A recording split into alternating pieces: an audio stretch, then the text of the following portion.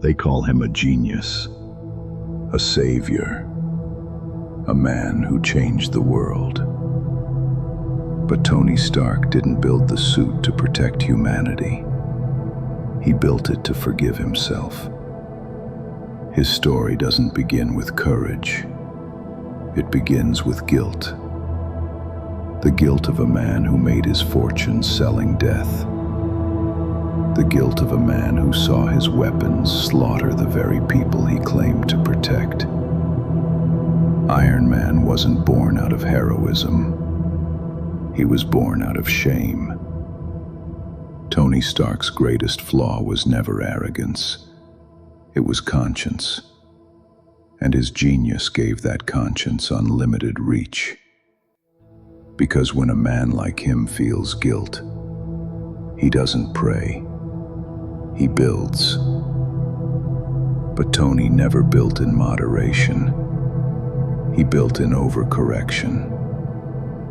Every time he tried to make the world safer, he made it more fragile.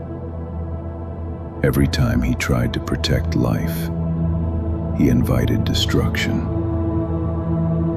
Ultron was not arrogance, it was panic. A desperate man trying to armor the planet so he could finally sleep at night. But a man who cannot live with guilt should never be allowed to command genius.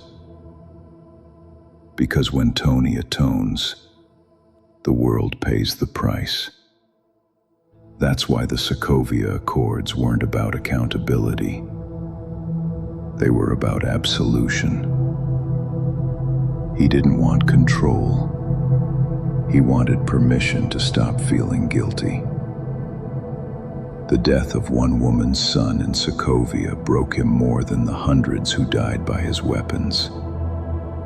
And so he turned his guilt into policy.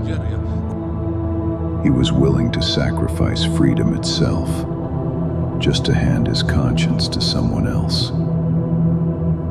But what's most dangerous about Tony Stark isn't his armor. It's his mind. Because when guilt sits behind genius, remorse becomes invention. And invention becomes apocalypse. If he were ordinary, his guilt would have stayed private. But Tony Stark is no ordinary man. His regret scales globally. He doesn't fix the world. He rewrites it. Every time he feels sorry. The Mandarin, Ultron, the Accords, Peter Parker.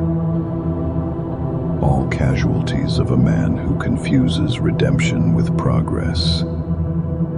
He weaponized his intellect to silence his shame. He created disasters faster than the world could recover. In Iron Man 2, he refused to let the government control his suit because he didn't trust anyone with his technology.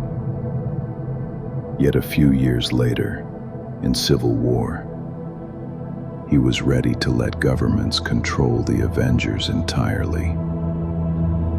What changed? Not his ethics, his guilt. One conversation with a grieving mother was all it took for him to abandon everything he once stood for. Tony Stark doesn't think. He repents. He's an existential bull in a china shop. Every time remorse strikes, he charges, dragging the world with him. His brilliance makes him unstoppable. His guilt makes him unpredictable. And even his death was not pure sacrifice. It was escape. He died to silence the guilt once and for all. The world calls it redemption, but it was simply the final invention of a man who could no longer live with himself. Tony Stark wasn't the man who saved the world. He was the man who couldn't live with it. He wasn't a hero. He was a genius looking for peace, and he never found it.